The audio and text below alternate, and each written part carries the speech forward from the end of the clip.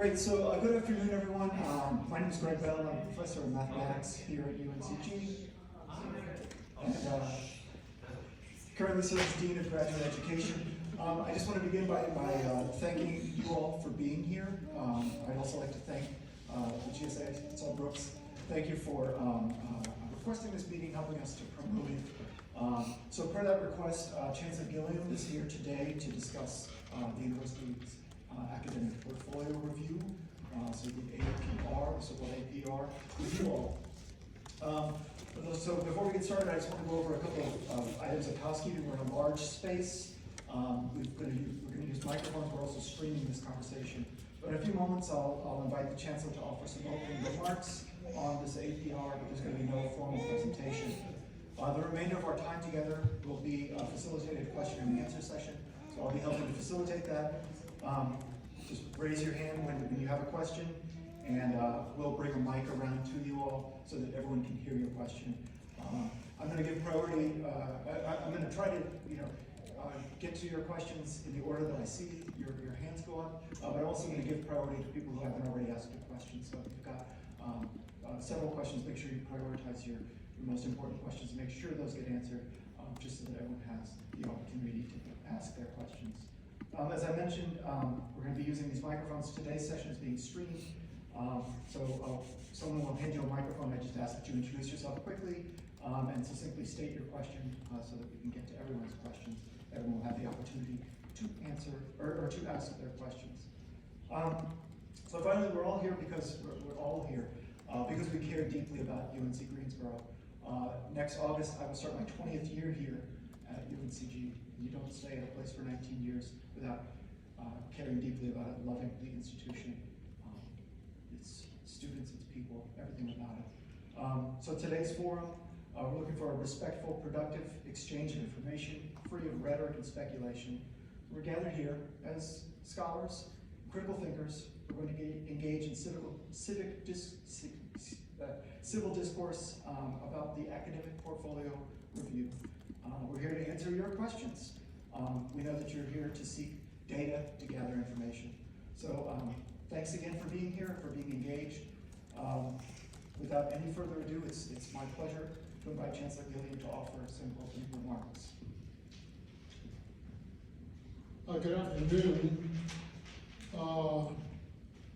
Thanks for inviting us to come have this conversation. I think it's unfortunate we've got kind of this funky room because the stadium style doesn't really lend itself to much of a discussion. And just for the record, I can only move to this post right here because it's being live streamed and the camera won't catch it, so it'd be hard to get up closer to folks, but we'll work with it. This is a follow-up to both the forum you asked the provost and the CFO to attend and a conversation I hosted on November 6th. So it's good to see some familiar faces and we can have a productive conversation. We're here to hear from you and take this in as we go through this process. I want to first spend a few minutes level setting things. It's interesting, Greg said you've been at UNCG for 20 years. I had my first faculty position in 1983 when I was an assistant professor at the University of Wisconsin. So I've been in this business a long time. And it's clear that higher ed is changing. Now, is it cyclical? Some people say it's just cyclical. Or is it really a sea change? Measure depends on the perspective, but I can certainly make a strong case that it's a sea change. We're asking questions we haven't asked for the most part in the course of my career at any rate. Of course, it's being driven by a post-pandemic environment where the economy's changed, the demography's changed, the public's perception of higher ed has changed, UNC policy has changed. So we can argue about how permanent this change is, but I think it's pretty easy to defend it will last for some time in the foreseeable future. Another point I'd like to make is that academic portfolio review is increasingly pervasive nationwide. It is happening at public universities and private universities, at large universities, at smaller universities, at flagships, at HBCUs. So we're not the only ones doing this, and we anticipate from what we gathered from having the board of governors and board of trustees here a week or so ago, that there will be at least 3 UNC schools that are likely to announce that they are also undergoing portfolio review. So the point is that it's not just us, it's, I think, the growing perception that things are fundamentally changing and we have to adapt to it. So, third point I'd like to make. APR, Academic Portfolio Review, is just one tool we're using to respond to external conditions.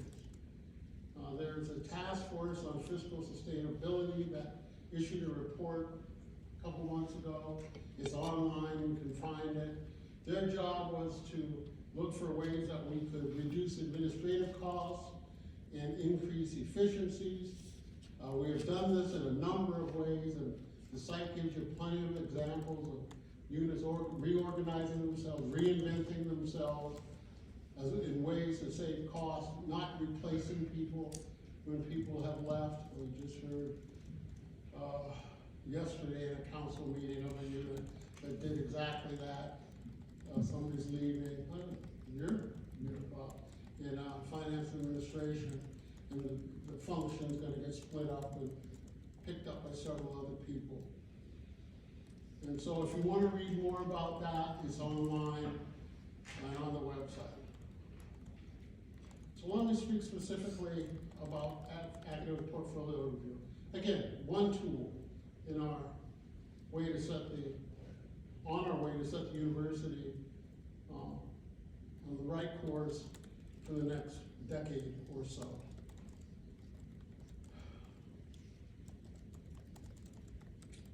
The portfolio review is a systematic way to ascertain the extent to which our resources are aligned with our strategies. Our strategy is to keep and make the strong programs, high demand programs, stronger, provide them with more capacity to meet student demands. It's also to look for programs that need to modify themselves. That in fact, they may be good, but we want them to be able to excel. And also it tells us to take a look at, allows us to take a look at programs that we may have to discontinue. Universities do it all the time because there isn't student demand there. For example, where the cost of producing it is much higher than we get back.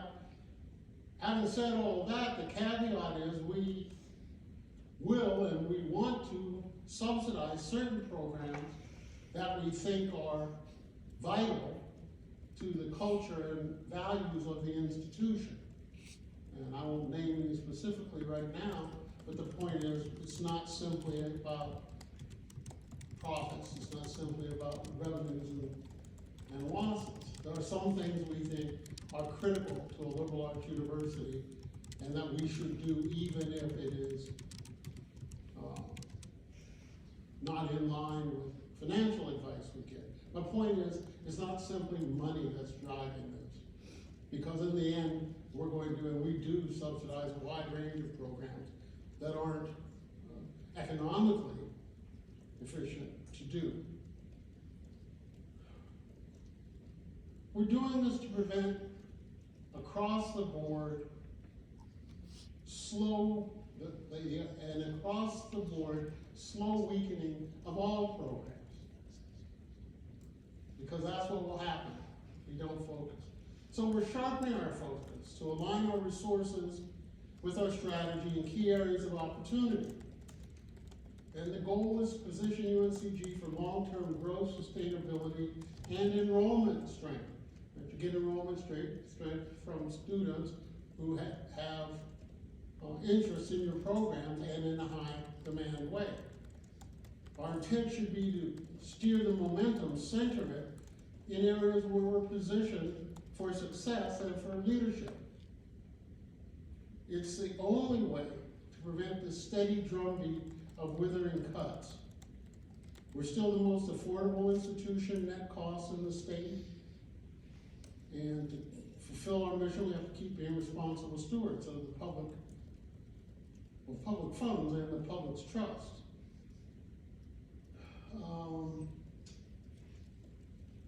We don't have the luxury of ignoring the changing circumstances and the changing nature of higher ed.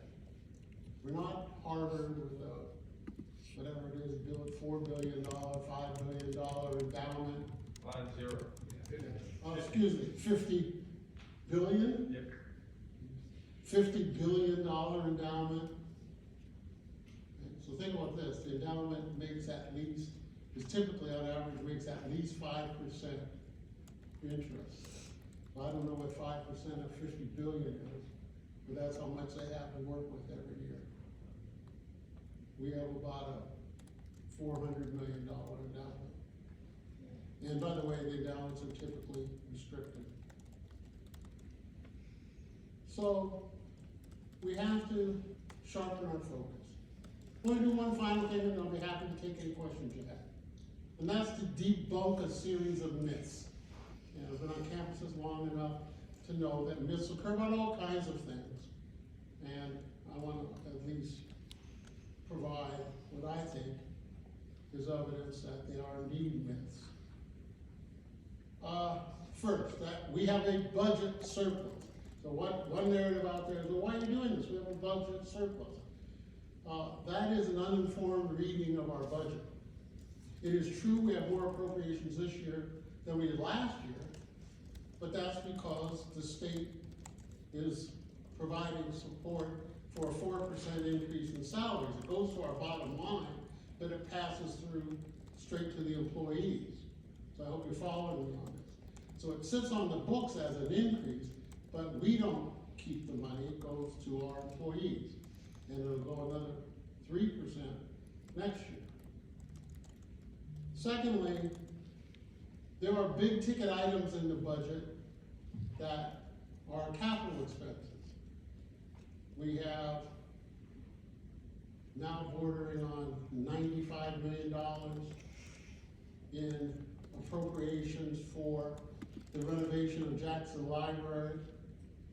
We have money for chiller plants, renovations, and all in all, how many, 30, 40 million in capital renovation costs that are in the budget. It's a good thing, benefits the university. So these aren't funds that you say, why are you spending it there? You could spend it on academic matters. Well, the legislature appropriated money for the Jackson Library. And by the way, we're the only school in the system that hasn't had a new or a renovated library since the addition to Jackson Library was made in 1972 or something like that. And it's the most used building on campus. Second thing about the budget surplus is that if you look at our state appropriations, and you look at the state appropriation, which is primarily to us, student tuition and fees, and state appropriations associated with that, we're actually running a deficit. So really, we are in deficit right now. I don't know how many million, we're still settling on the number 6, 8, something like that, looking at my CFO. I think somewhere in there, we'll see where it shakes out. So we're actually running a deficit, so no, we don't have a budget surplus. Another way to think about this is the following. Since 2019, we have lost 2,500 students. We have lost 2,500 students. That is akin to losing an entire class. Right? Each entering class is around that many students. Let me look at the impact of that on tuition and fee revenue. In fiscal year 2020, the tuition and fee revenue was $114,749,000. So $115 million.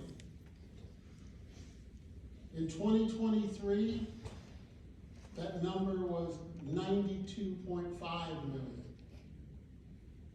So I'm not a math major, but from 115 to 92. A decline of $22 million, or around 20%. As we've done in our other forums, we've given Budget 101. We've got all kinds of slides in this online. The bulk of our budget is made up from student head count. You are appropriated by your student head count. And then you get student tuition and fees. So you take those three things account for most of our revenue. So if budget equals enrollment, and enrollment's down 20% since 2019, we have a budget deficit. Another myth, we have large reserves. Why don't you just spend the reserves? Well, I'd say we have appropriate reserves for a university our size. And because we have reserves, we were able to use them to mitigate this 20% decline. So we had budget cuts in preceding years of 6% and 4%. Had we not used reserves, they would have been 8% and 12%.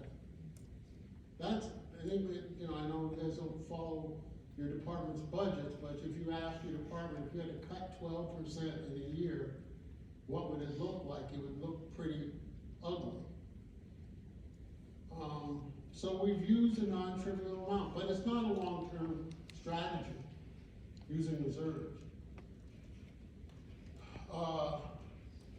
And we need reserves for things that happen on the campuses. We all, unfortunately, have been witnessing, we've had a series of water main breaks. Interestingly enough, we learned that one of the lines, the water lines, it's the original, it was built in 1906. 100 years old. It's over 100 years old. So of course it busts. The others are pretty old too. Gotta pay for that. I've gotta pay for when the facade falls off the dormitories, which is fun. You have to have money and cash money for that. So it's a myth. While it is true we have appropriate reserves, it is myth that we have so much we can cover academic expenses related to the deficit. Another myth, that there's a list of predetermined programs that will be discontinued. It's just false. We have no such list. I've said over and over and over again, until the deans make their recommendations, I have no idea what programs they're even going to propose. And I know the list was inaccurate because it had schools of nursing, school of music, department of kinesiology that are in no way, shape, or form going to be discontinued. So there was no list. We do not have any premeditated or predetermined set of programs or schools and departments we're looking to cut. We'll see what the deans say. And remember, this isn't an exercise about cutting, it's an exercise in reinvesting. So we're asking ourselves, are we putting the money where it's the best place to put the money? Shouldn't we support growing programs?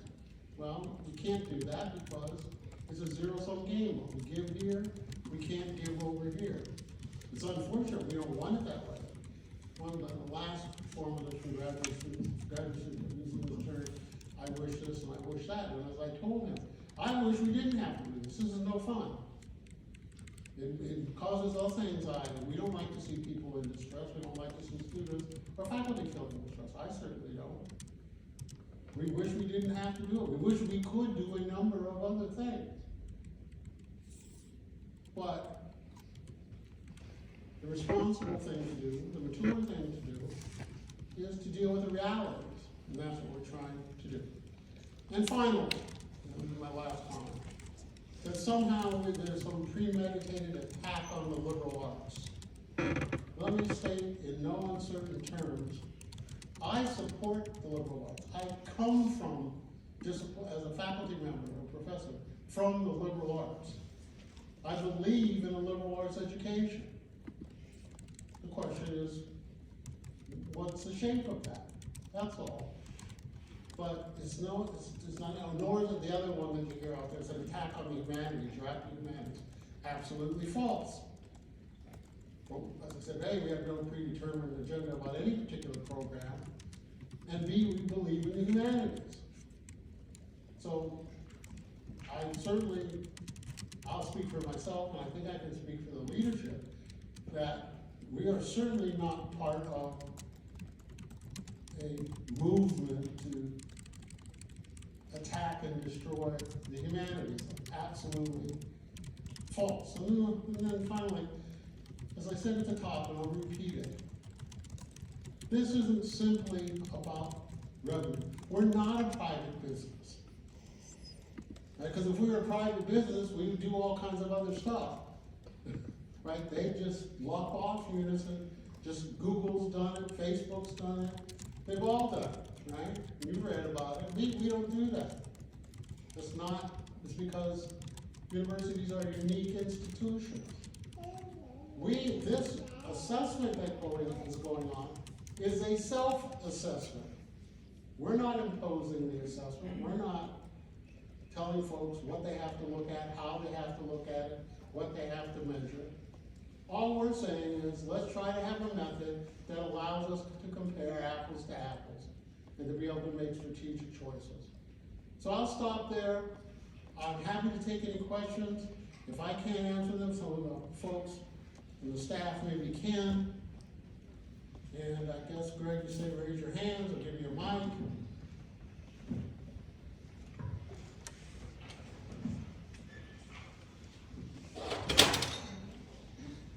Thank you. Hoping this is working. Yep. I want to say thank you for the opportunity to get to ask questions to you. I haven't had the chance to attend many of the previous forums, and I've kind of been bouncing email to email, reading your statements and Dean Bell's statements, and so I have spent a lot of time over the past few months looking through budget reports that are on our website.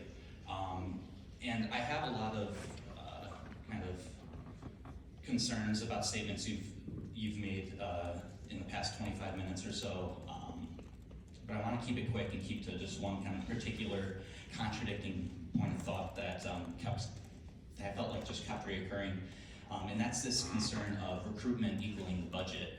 Excuse me, enrollment equaling the budget. Enrollment, not recruitment, but so if enrollment is equaling the budget, wouldn't it be necessary to, you've mentioned subsidizing departments, but to invest more into these departments, to subsidize more of these departments that, I'm not going to disagree with the concept of the APR. I think, having a metric to review is important, but, wouldn't subsidizing them and supporting them in ways instead of, wouldn't it be wiser to be investing in these departments, increasing grad stipends, that sort of thing? UNCG is currently an R2 research institution, but we put out plenty of graduate degrees to put us at an R1 status. We just need to pay more for it. So I'm just curious as to where the logic is here. It seems counterintuitive. First, thank you for your comments. Appreciate the respectful way you asked us, the legitimate questions. So you use the term invest. So let's talk about how one would think about investing. Any investment we make in low demand programs won't increase the demand. That's the problem. The students just aren't choosing, and it's not just us, it's across the country. Students just aren't choosing those majors or programs. And so if I said to you, would it be better to invest in something where there's a probability that you would get no return on your investment, and in fact would lose your money, Or would it make more sense to invest in an area where there's great demand? That's the logic, and my answer is I'd rather, using your investment model, invest in programs where there's high student demand. And by invest, I mean hire more faculty and provide more resources. So that's the investment trade. You and I can disagree about whether or not you would do that if you were in my shoes, but for me, invest, and by the way, it's not that a program had 1 year where there weren't very many majors or people who graduated from the program, but it's over 5 years, 7 years. But when you have a secular decline, it's unlikely that it's going to turn around anytime soon. People just aren't enrolling in those programs. We didn't make it that way. So I think the wiser strategy is to invest in programs where there is high student demand. Student demand maybe just because that's where students are, maybe because of the labor market, I don't know. But we do have metrics that show where the student demand is. Secondly, let me answer the second part, but then you conflated grad stipends with it, which is a little separate issue. And there the challenge is this, and first of all, let me say if we could increase grad stipends, just increase them, I would. It's done at the departmental level, but if we could give aggregate, let's talk about the aggregate. What would you rather us do? This is an honest question. Would you rather us spread the stipend money around so everybody gets some, but not enough? Or give fewer stipends of greater value? Personally, I would like more of the spreading departmental funds around in the aggregate, like you say. That's going to open us up to the potential for being classified by the Carnegie Institution as an R1 research university, which opens us up to more funding opportunities. And not only that, but that is likely a factor that potential students are looking at when it comes to enrollment. So, you are positing reasons for why some of this stuff is happening, but I don't think you're addressing the why of those reasons. Why aren't, students enrolling? Well, perhaps it's because there is too low of a stipend to support them financially. I would argue that that's just, the facts don't support that. They're not enrolling in certain disciplines because they don't think they can get jobs. That's what all the polls say. Right, and if you look, even if you look on the UNC, what did they get this last second? The ROI study, return on investment to students for their degree. If you look at all the majors where the students make the most money, that's where the majors that the students are flocking to. So there's that. Secondly, your R1, R2 thing. That's an interesting question. I've been at R1s my whole life until I came here. This campus has been committed to being an R2 because it's been committed to the teacher-scholar model, which is the faculty are committed to teaching as much as they are research. I was a dean in an R1 flagship, and let me tell you, I couldn't get my faculty to teach because everything was based on their research and their extramural funding. Now, I was a faculty member for 25 years at a top 5 public university and a dean there, so I have some idea about what I'm talking about. Stipends had nothing to do with it. It had to do with how the faculty are rewarded. And the faculty are rewarded at R1s, this is the first line of this problem, for the research. So they don't want to be in the classroom, they get grants. I did it. You get grants, you buy out your teacher, you don't teach. You teach one class a year, and either grad students or adjunct students. So that's one. Secondly, it could be a valid strategy to move to R1, even though the campus culture and the faculty want to remain in R2. But let's say I said, you know what, I agree with you. We're going to get more students if we go R1. Here's the problem for us. We do have, for an R2, a very expansive grant portfolio. We're very proud of that. But the UNC system is now, I'll get the language right, has made a policy decision, and this isn't, somebody said, I heard, they're telling people, well, we're blaming the system. I'm not blaming it, I'm telling you what the facts are. And the fact is, the new funding model underweights graduate education enrollment, except in STEM, and overweights undergraduate education. So for us to go R1 would mean that we would be we'd have to almost redouble our efforts because they're not funding graduate education the way they used to. Before this policy change, they used to fund graduate education, they used to get a weight higher, so you gotta wait for a graduate student on the assumption that it's more labor intensive to teach graduate students, so they weighted the number of graduate students you had to count for that. And therefore, undergraduate enrollment was not weighted as high. They've reversed that. So I hear you, I mean, I can come and say, you know what, it's what AT said, we're gonna be R1. Well, they've got engineering and they've got ag. However, they're gonna have to go out and build a bunch of programs that they're not gonna get a big return on, because they don't have what we have, which is in the social sciences and the professional schools a really big graduate portfolio. It's not, I mean, I hear you, that could be a strategy, but first, the fact that they don't want it, and secondly, with this, if the old policy was in place, I could almost make a case for that, right? That we're gonna get weighted more, and that's how we saved enrollment, actually, for a number of years, because they were weighting our graduate students more, and they were compensating for the loss of our undergraduates. That's not flipped, so I hope that answers your question. Yes, ma'am, who's that? Greg's calling.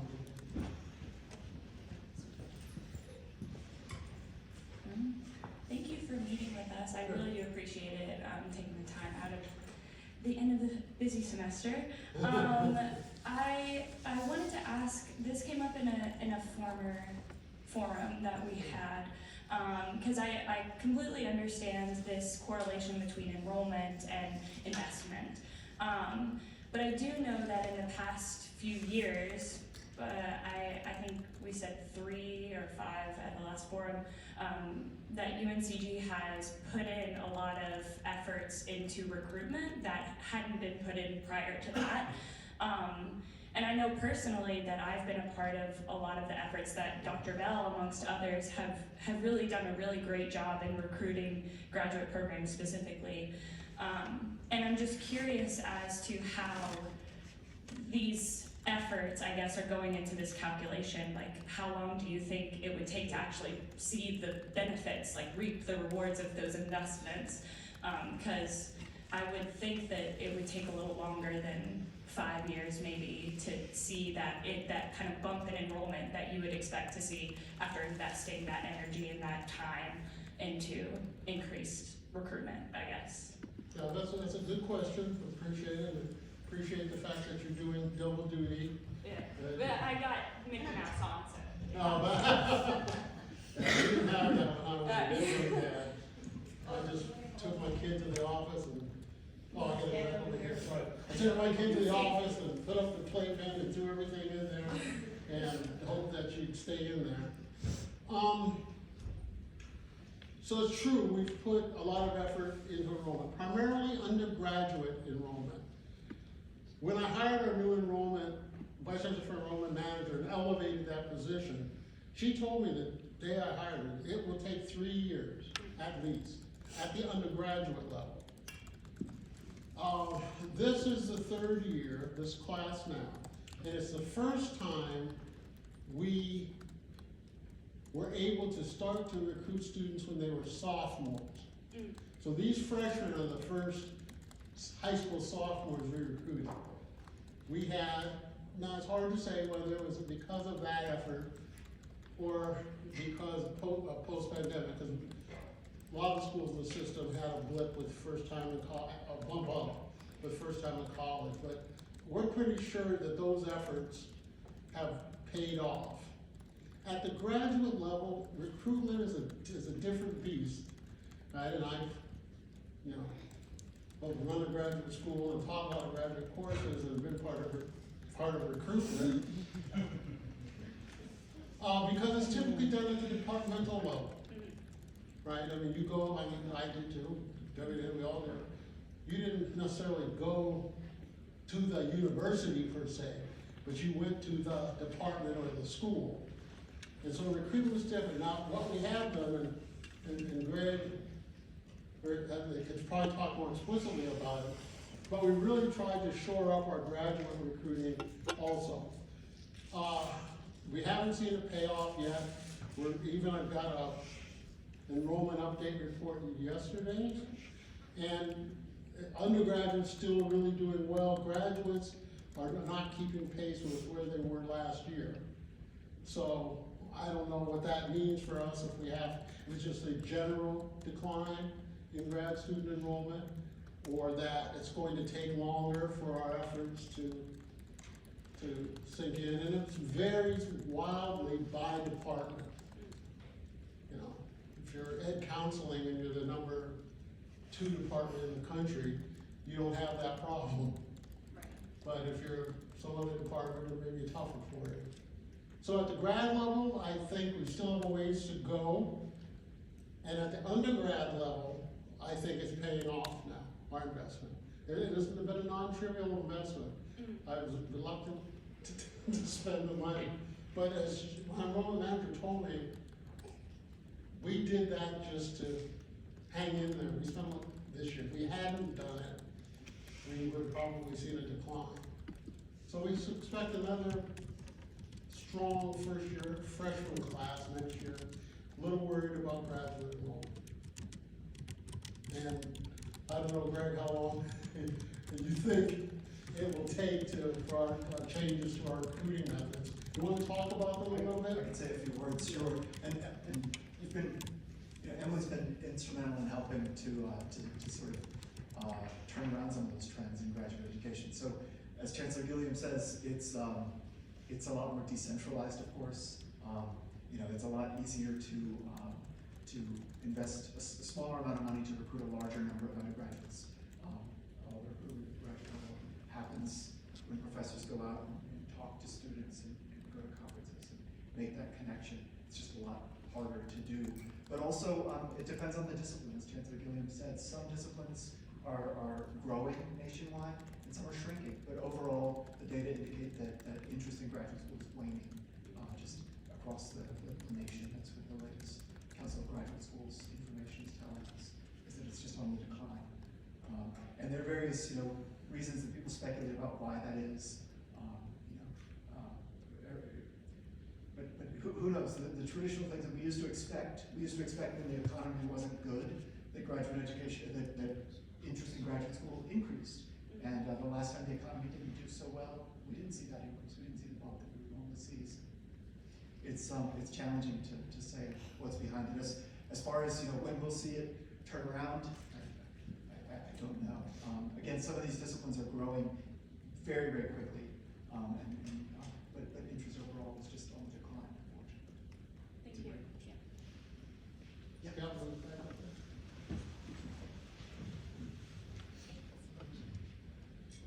I just want to echo, thank you. I really appreciate you all offering the forum as well.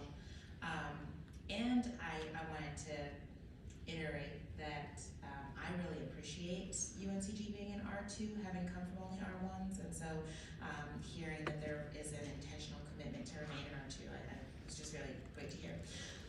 My question is, there was a similar process, academic portfolio review process, that happened at Guilford College up the street, and it's something that faculty there refer to as the purge.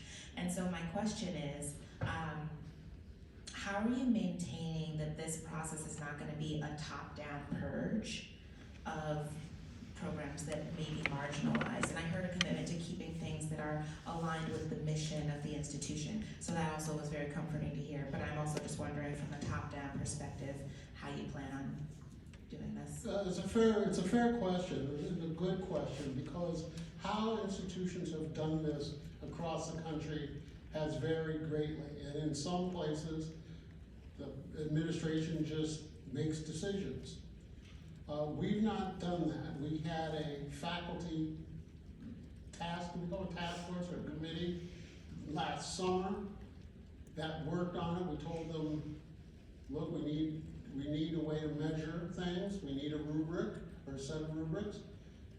But what they look like is up to you. The faculty worked over the summer, they got a stipend. They came up with the rubric in the early fall, looking at the provost, because she's been writing, been the quarterback of this. They then sent it out to the faculty and the departments and the schools and asked for comment at least a couple of times, right? And some revisions were made. People said, hey, you know, it's the age-old research methodology question about validity and reliability. Some people said, these questions aren't valid, they're not measuring what you think they're measuring. Others said, that measures, the variance is so wide, that doesn't really mean anything, so we need to change it. It's not reliable. So, we've been responsive to that, but I think the point to make is that this was a faculty-driven process. Now, some faculty chose not to be involved, they want to criticize, that's perfectly within their right to do, but we offered folks plenty of opportunity to comment on it. When we get the dean's recommendations on, what's the date, Debbie? 14th. The 14th of January. And the timeline has been published on the innovation website. So you know exactly, I'm hedging this because Debbie knows this stuff better than I do. The dates certainly, and everything else quite frankly. But, so they'll bring the recommendations to us. And they will also, their schools and college departments will also know what they are. We'll then go back out for a period of comment and peer, you know, we've tried, one of the things I want to say about the rubrics, which I think they did a good job of, is that we have a variable essentially that we call contextual data. And units were given the opportunity in prose to explain what they saw as anomalies in their data, right? And so it's not just simply quantitative, it's just not simply a number, whether there's context for that number, or whether we don't care about the number because we need to do that anyway because it aligns with our mission, right? So it'll go back out, I don't know, 2 or 3 or 4 times, at least 3 times, Debbie? She can give you a more accurate sense. Thank you for your question. So there'll be, we'll get the recommendations from the deans on January 14th, which is a Sunday. I don't know why I picked this Sunday. I'm sure my deans are not happy with me. On the 15th, we will share them. We will have a number of forums between the 15th and the 26th. So there's a 2-week period of a lot of engagement. We will host a student forum as well, but lots of conversation because we want to make sure that we really hear from faculty, staff, and students before the chancellor makes final decisions on February 1st. But I'd like to just address your broader question in the way I think I heard it, and correct me if I'm wrong. I think one of the concerns I might have heard was, how are we gonna make sure that we're not just looking at things that we can measure, like comprehensively, how are we going to make decisions? Is that sort of? That's part of it, and then the other half is, I think we probably all can assume that nursing, for example, brings in more enrollment and more dollars than Asian American studies or African American history or philosophy of education. So also, what is the plan for leadership to make sure that programs like that aren't purged? Exactly. Okay, so that's a very good question. So it's not just us making decisions, it's at the college and school unit level as well. So they're making those considerations, right? We're very interested in ensuring breadth as well as depth, right? So we want students who are very well educated. So that means you've got a breadth of knowledge and a depth of knowledge. And so we also have a clear mission, right? As a minority student R2 institution. And so that's where the deans and I and the chancellor will be having conversations. We currently subsidize a lot of programs. There's nothing wrong with that. Some programs cost more than others. There's nothing wrong with that. Some programs don't generate a lot of student credit hours. There's nothing wrong with that. But we have to take a holistic perspective on all the programs so that we make thoughtful decisions to maintain our identity as an MSI, to serve the students that we're serving, to ensure breadth and depth. And at the end of the day, make some difficult decisions so we can do what the chancellor said, which is invest in more programs. Currently, we've been doing reductions, and that doesn't allow us to do investments. We need to invest in programs. I hope that helped answer, because we are going to be very mindful about that. I appreciate it. My last question was about the measurement tool that you all are using. Is that also publicly available on the innovation website, the rubric? The rubric is available, it is, yes. Thank you. And we also thought large and hard, they thought, I think they did a good job, long and hard, about the nature of the rubrics, right? And what really needed to be counted. And let me just say, to amplify something the provost just said. So when it all comes to me ultimately, I have to say, it's not just simply revenue or student credit hours. Let's say the department has a great scholarly record. And so that is a benefit to the university. They may not bring in student credit hours at a high level. They may not even bring in extramural funding at a high level. But they have scholars of distinction. They're known nationally. Well, that's a good thing for us, right? So the dollars, I've been saying and trying to be clear, it's just not simply dollars and cents. It's done in the context of our mission, our values, and as Debbie said, we're a MSI, an emerging HSI, and we're an R2. And those, so I'm not, for me, I'm not making R1 decisions on this, right? And I was trying to explain to the gentleman before. So I have to take all of that into account. You know, and it'll shape up from what the dean, so the deans may say, well, that some dean, let's just make it up. Some dean may just look at the dollars and say, okay, this is, we should discontinue this. And if I look at it and I say, well, that is just totally, given who we are, we can't do that, right? We need to offer that. And I will do that. On the other hand, and one of the answers I gave, for some programs, it's just a secular decline over 5, 7 years. It's going down, down, down, down, down, with no real prospect of going up. Then I think we have to give that a real hard look at discontinuation. There will be some hard choices. You know, it's not fun, but it's necessary. Thank you again. Question? Thank you so much. Thank you so much. Let's go to your first and then I'll go to you. Go ahead. Thank you so much for convening this forum.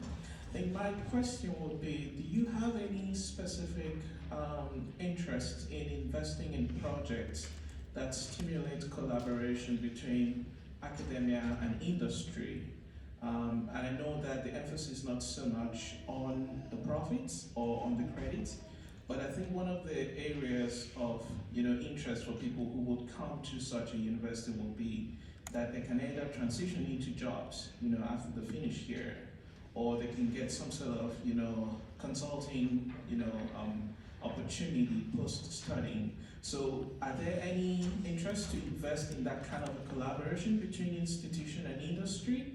And if yes, do you have specific examples, that you would like to? Well, we have been doing that historically. We continue to do that. Out at JSNN, we've spun out a project called Lithium Energy, I think they call it. Minerva Lithium. And it's now privately held. The faculty members, it's about batteries. Lithium batteries. This is one example of industry.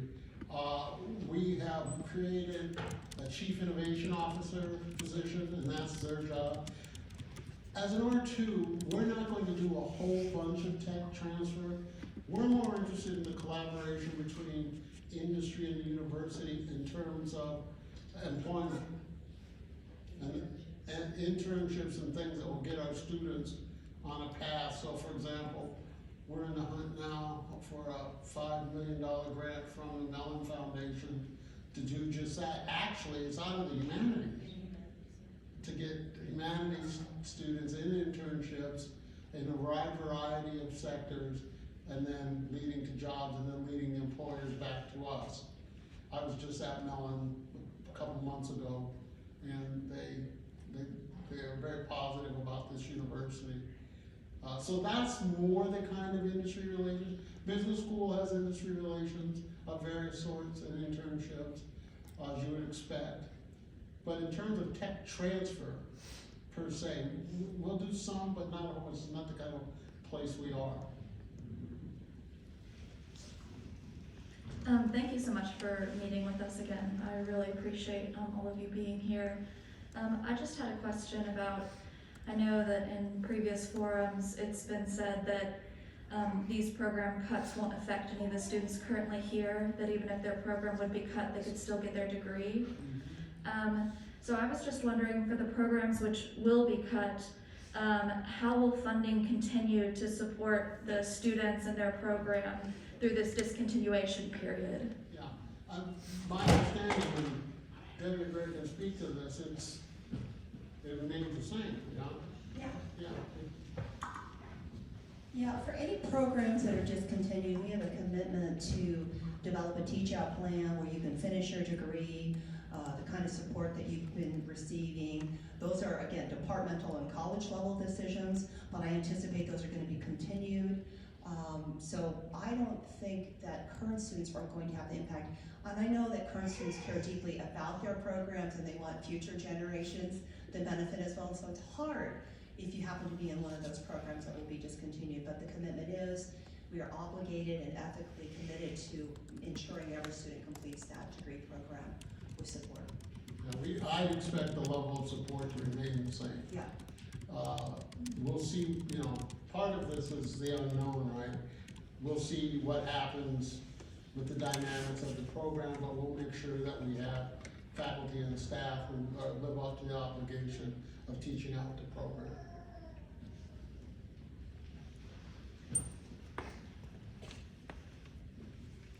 Thank you all for being here today and answering our questions. We really appreciate it. Just want to echo what everyone else has said. So I have a question. It kind of has a couple questions intertwined with it, if that's okay. So my first one is, what has the Graduate Council's role been in the process of the APR? And then along with that, why hasn't the Graduate Council, why hasn't the Undergraduate Curriculum Committee on the Faculty Senate been involved in this?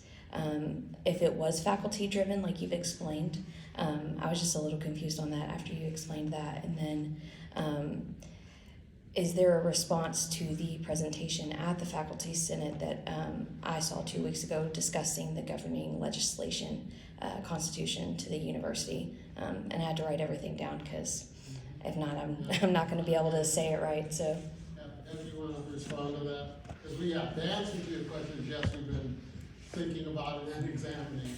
So there is a number of different policies at the university constitution, faculty senate, all sorts of things. We are following policy, so I've engaged with faculty. Senate is informed. Again, as the chancellor said, we had a faculty and staff task force who developed the rubrics. I've kept faculty senate informed. The Graduate Council and the University Curriculum Committee will be engaged and will get their consultation once we have something to consult with them on. We currently do not have any recommendations by the deans to consult with them on. And so that will happen after the recommendations come. I don't know that I answered all your questions though, because there were many of them. yeah. Did I capture everything or do you want to restate them? Yeah, so just for clarification, the Graduate Council, you'll consult them after the recommendations have been made. They When have the not been. recommendations, yeah, when the deans give us the recommendations, we have a session set up with the graduate council to talk about those recommendations. Okay, And the faculty who were on the portfolio task force, and there are faculty in each of the schools and colleges processes that are part of the graduate faculty. So there is graduate faculty engagement throughout the process. okay, so when you say it's faculty driven, you mean like, I guess for clarification, it's certain faculty, not all faculty senators. Faculty have an opportunity to engage in many, many ways. Okay, I tell yourself like Sorry. people, we haven't forced anybody to engage, and people who have wanted to engage, we engage them, but you have to pick some folks. Yeah, so the Right. task force was selected and recommended by the deans. They're the ones who create the rubrics. They provided a number of forums so faculty could respond and engage. We modified the rubrics as a result of those engagements. Engagements of faculty are happening in the schools and colleges in phase 2 right now.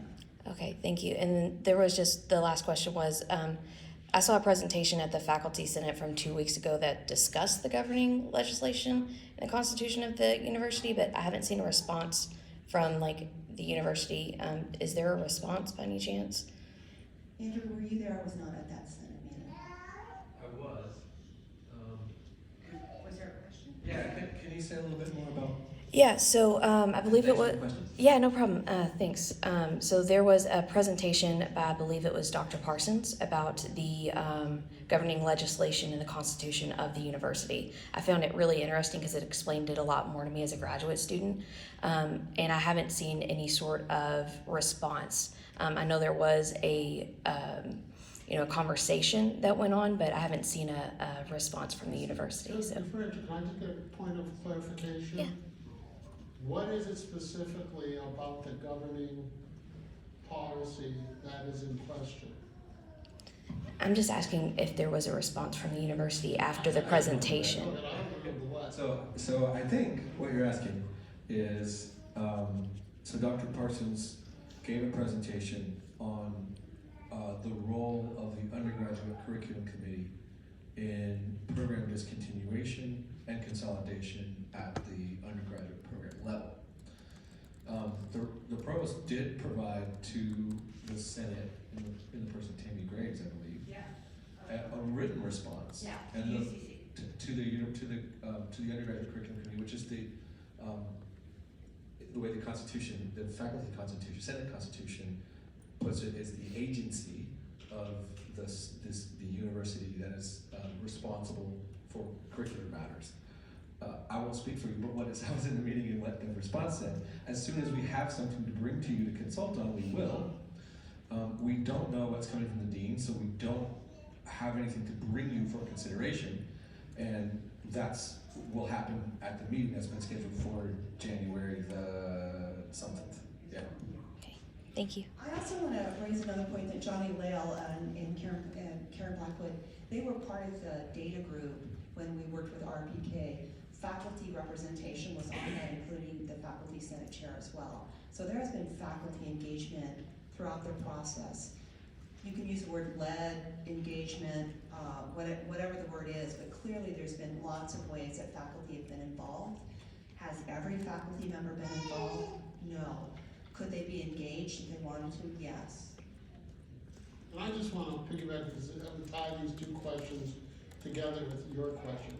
It's a horrible way to pose it, I know. But it is relative in the sense that the institutions that I think you've been reading about, whether it's Guilford or WVU or whoever it was, everything was set down by the administration. In fact, we had a state 7 or 8, no, before I came. They did the same thing, the chancellor just said, because technically it's within my authority to do that, right? So that's why they've done it. It's in our authority to do that. But we don't think it's a good idea. So we've tried to engage with and consult with the faculty, have them engage in a self-assessment. I was at, in fact, another university, a well-known HBCU, and the administration just designed the rubric and gave them scores, and then gave it to them. we don't think that's a good idea. So is it, you know, again, is it a perfect process where every voice is heard? No, it's a process that has had fidelity to the policy manual. We've consulted in ways wide and broad.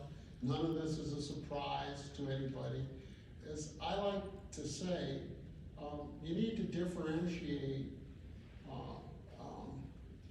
problems with a process versus disagreement about the outcomes. Right?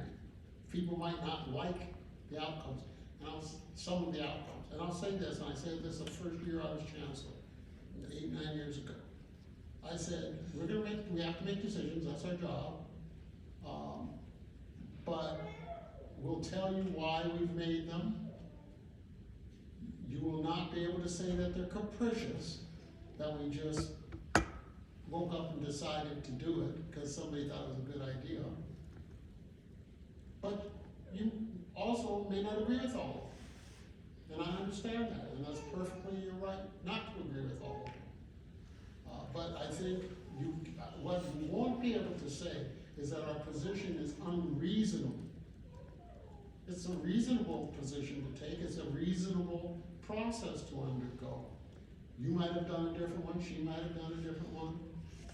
Fair enough, but we made a commitment to being as transparent as we could, realistically as we can, and all of our stuff, people can't believe all of our stuff public to the campus. We had all the chancellors here last week, and we had a food reception at my house, and they all kept carrying on, we can't believe you put up all that data, because now they're feeling pressure that they've got to put up the data. But we think it's the right thing to do. So, I really wanted to come back, your question, back to her question, is really about, is this a top-down process, or is this a bottom-up process? In the main, it's been a bottom-up process. But I'm the administrator that has to make the final decision.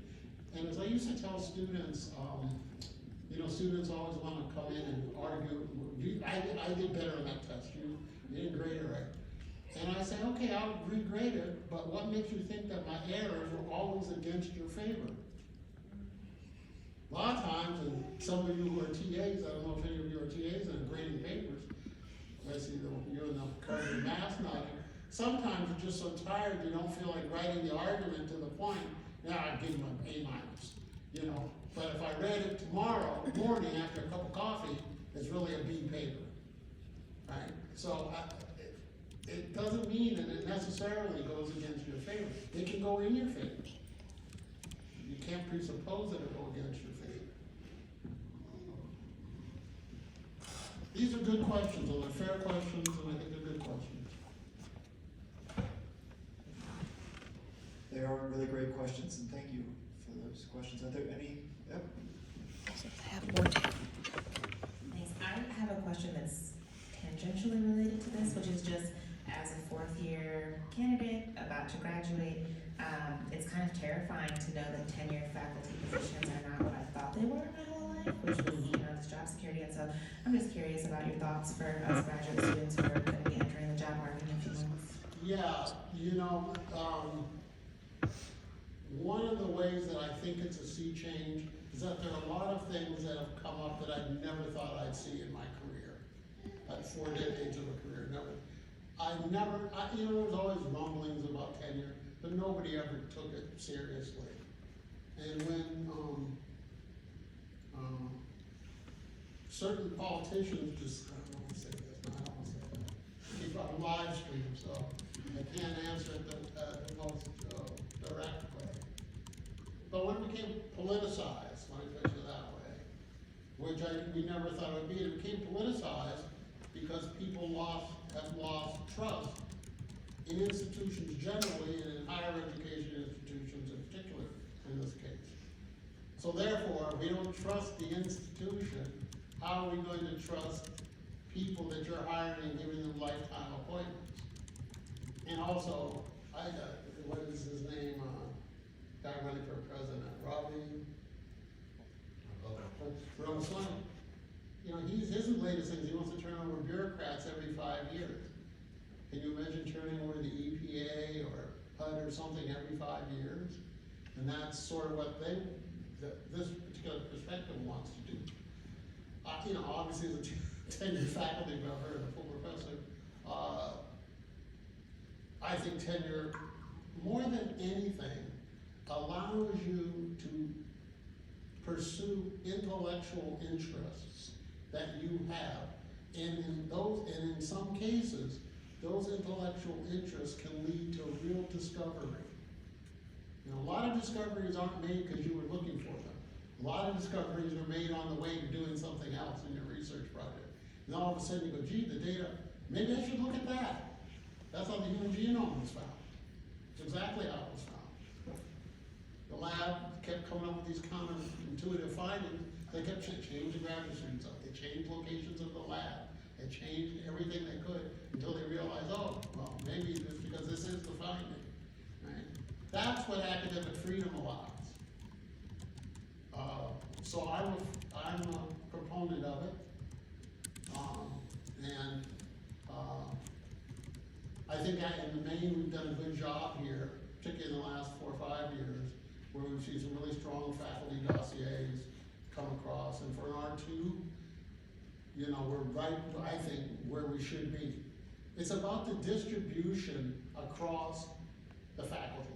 If you think of 100% teaching on one end and 100% research on the other end, right?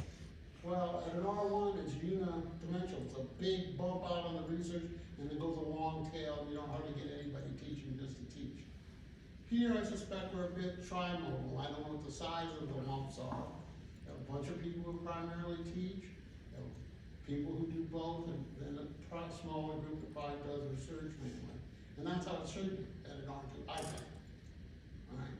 And so that's what we're trying to achieve here. And I think we've done a pretty good job of that. I think we've moved it a little bit toward the both over the years. But, so if I'm a young scholar, really depends on your discipline. And just for graduate students, I'll give you what. If I was a graduate student, I'm a political scientist, wanted to study African politics. Africa would do all this stuff. Another guy who ultimately became a dissertation advisor, and he says, look, Frank, this is great. You know, I know, and we had a very strong African politics group in our department. And at the time, we were a top 10 department in the country. And he said, look, you want to do African politics? That's great. But if you do American politics, and if you can teach American government, you'll always have a job. Because every university is going to need somebody to teach American government. And he was right.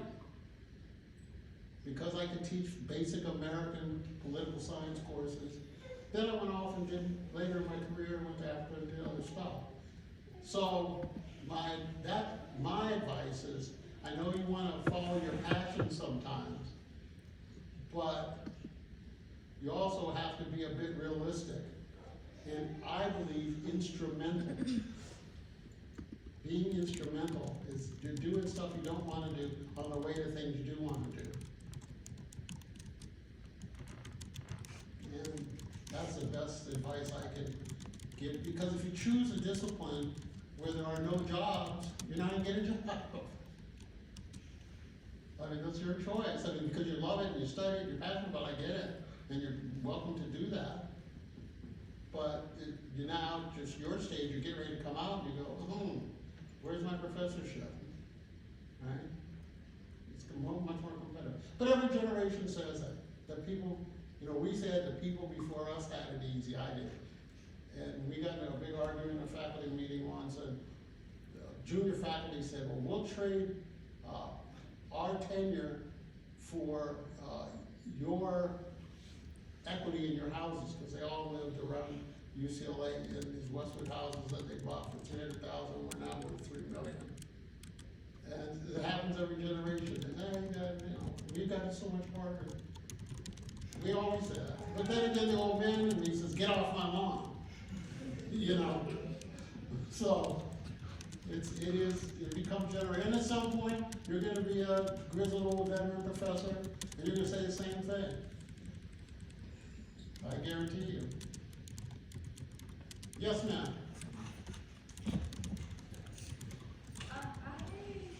I guess this is more a question for,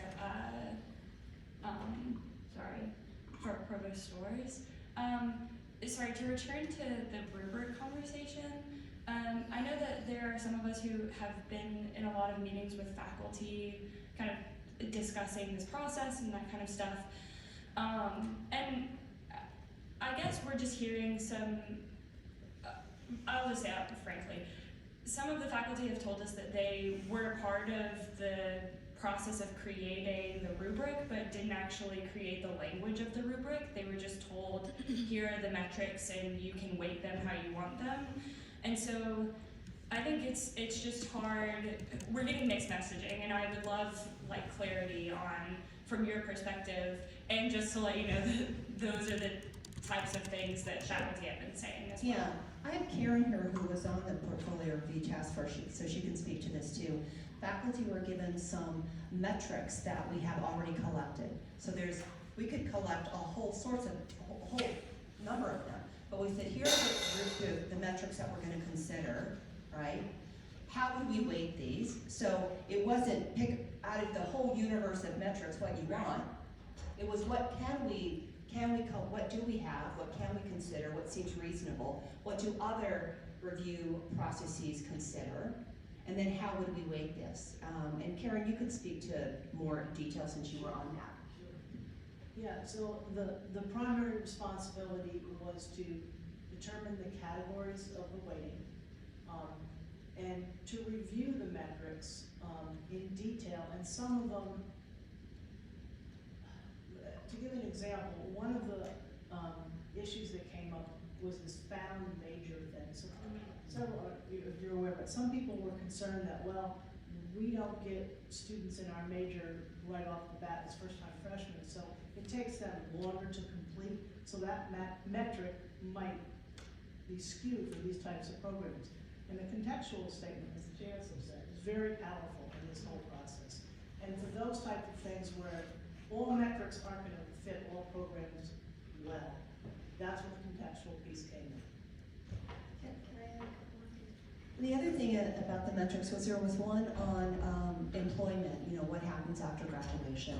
And this was something that we wanted to include, but based on the feedback from campus at large and the task force, they recommended us dropping it, and we did. So is there ever a perfect rubric? No. Do we have the key elements that are important to consider? Yes, right? So they were certainly given some constraints, and they were allowed to provide weighting and definition of how we were going to measure, etc. So I'd say it was a shared collective process. Yeah, I should say that is really, really helpful, because it's really difficult to parse out all the information. In the spirit of myth busting, I guess, it's really helpful to hear both sides.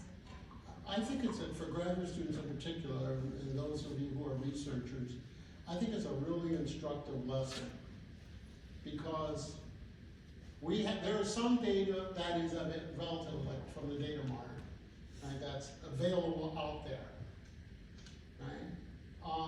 And and in some instances, it's not the best data, particularly, or the optimal data, I would say, for certain things. But you have a choice. Do you use those data and note their shortcomings? Well, think about if you're in a research project. Or do you say, well, we're going to create entirely new data from scratch, and it's going to take us 3 years. It's going to take you 3 years, and you're saying, yeah, it's a great idea, it's a great project, you don't like the data that's out there, if you're going to collect your own data, it's going to take 3 years. Well, you're going to say, okay, I'm going to work with the data that's there. I'm not saying it's flawed fundamentally. Fundamentally, it's right. But what was your language, Debbie? In the universe of rubrics, you might choose, and metrics, you might choose something else.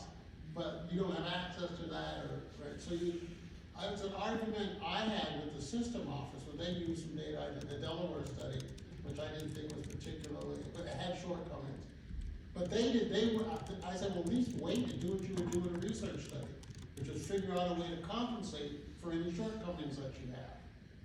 And I think we did that. I think that was done. So it's a little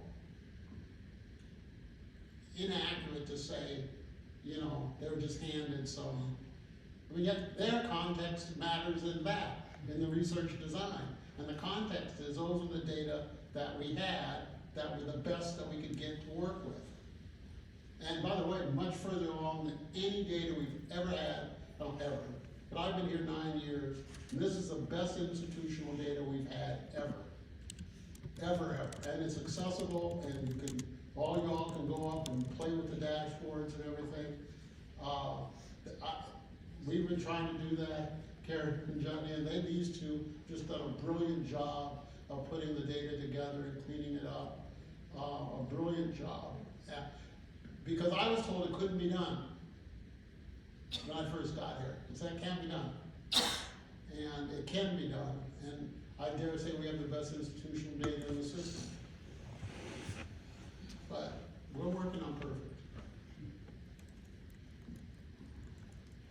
Oh, yeah, maybe this will be the last one, and then I'll ask for some concluding.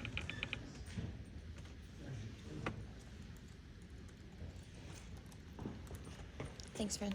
Appreciate it. One more question, if that's okay.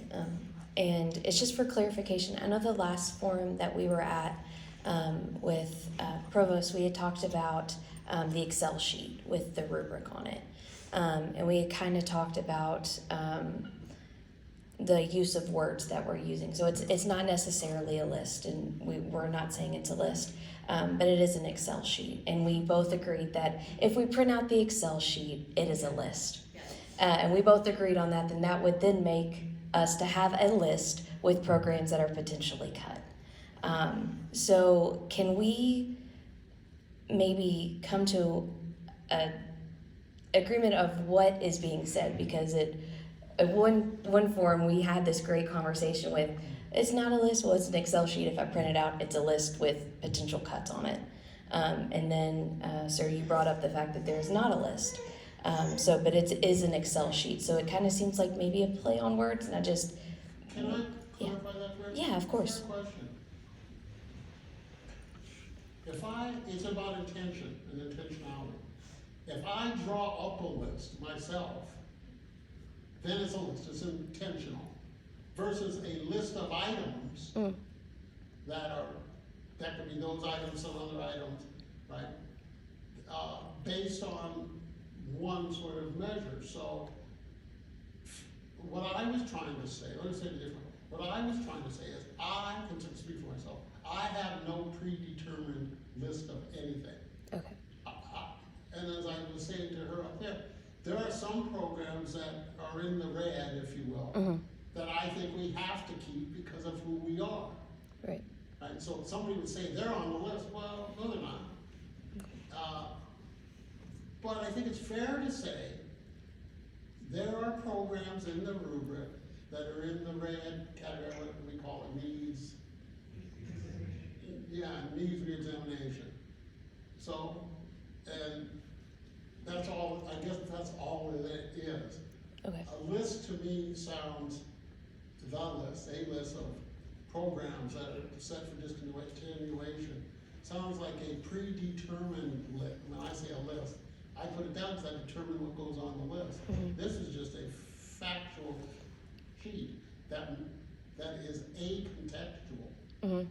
At the last forum, we did have this great conversation where what you were talking about and what I was talking about was we came to an agreement. So if you download that Excel sheet, you have composite scores. Right. And that's what was used to, I think, sort of worry people that somehow all these programs We're at are risk. actually going to be discontinued. And what Dr. Hamilton and others have said is that should be a starting point to ask questions about each of those programs. And there should be questions asked of other programs that don't have low composite scores either. That's what I've told deans as well. But I think it's so easy in this context, right? If you get a composite score, it's a natural inclination to go, okay, that one's going to be potentially cut. And we're really trying to move away. That should lead us to ask really difficult questions. Why is the composite score low? And there could be very good reasons why they're low. and appropriate reasons, so they're not at risk. And there may be programs that are at risk, but could be modified and actually improve. And then there are some that really we need to consider whether we need to take other action. But we did come to that agreement. And just to make sure I understand, it's like you said, sir, some were on the list, like you said, kinesiology and like nursing. They might have been on the rubric, but they're not going to go anywhere. Like that, you know that they're not going to go anywhere. So in a way, that's kind of predetermined. They're not going to go anywhere. They might have been read. You know that they're not going to go anywhere though. That that's kind of predetermined. You know that that's not going to go anywhere. But then there's others on the list that there's a discussion about. On that list, but there's not a predetermined list outside of the ones that are in red that that aren't going to go anywhere, like kinesiology, nursing, and stuff like that, correct? But even to Debbie's point, I mean, she's saying there are some programs that may be in the green that may really warrant discussion. Mm-hmm. I worry a little bit about, I know we need a composite score, Mm-hmm. and to Andrew's point, it becomes a jumping off point, I guess. But I just worry about us boiling all of this down to one composite score and one number. Mm-hmm. Just for the reasons I gave. There's context that we have to consider. Now, obviously you just can't explain away everything, or else there's no point in doing this. Mm-hmm.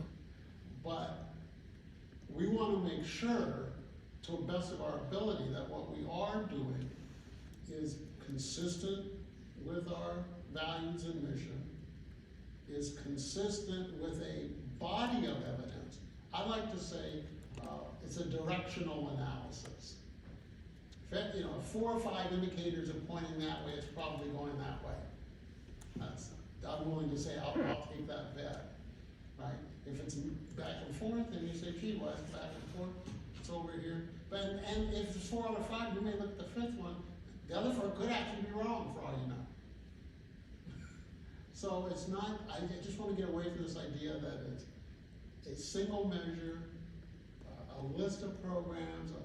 We're just trying to say that we need a metric to make some sense, to Debbie's point. To have a conversation to say, what fits, what really, strategically, what fits. And in some cases, a metric could go down because a faculty member gets a Fulbright, and they're gone, and they teach the big course, and all of a sudden student credit hours go down, and they're gone for 2 years. Right? I mean, so that's the kind of thing we're going to pay attention to. And I'll end with my comments on Debbie Grayless. I appreciate the conversation today. I thought it was mature and thoughtful. The questions were great. This is, to me, what we should be doing. We're all citizens of this university. But again, try to explain as best we can what we're trying to accomplish. And how we're trying to accomplish it. You may or may not agree with either how we're doing it or what the final product is. But I hope you've now come to the conclusion that it's not capricious, that it's not motivated, that it's not unthoughtful, W-A-N, but that we're trying our best to make sure that the university is on solid footing today and 10 years from now. There's a reason all these schools around the country of very different ilks are doing this, because we all see what's coming. And if you're not prepared for it, you're going to be in a world of hurt. And we're trying to prevent getting there. Right? So I really want to thank you, and thank you all for coming out. And if those are folks online, thank you for watching. Thank you for coming, and please join me in thanking Chancellor Gilliam for this opportunity to speak with you all. It's clear that you all care deeply about the university. I'm so glad that you're here and engaged. So thank you all for coming. Thank you, Chancellor.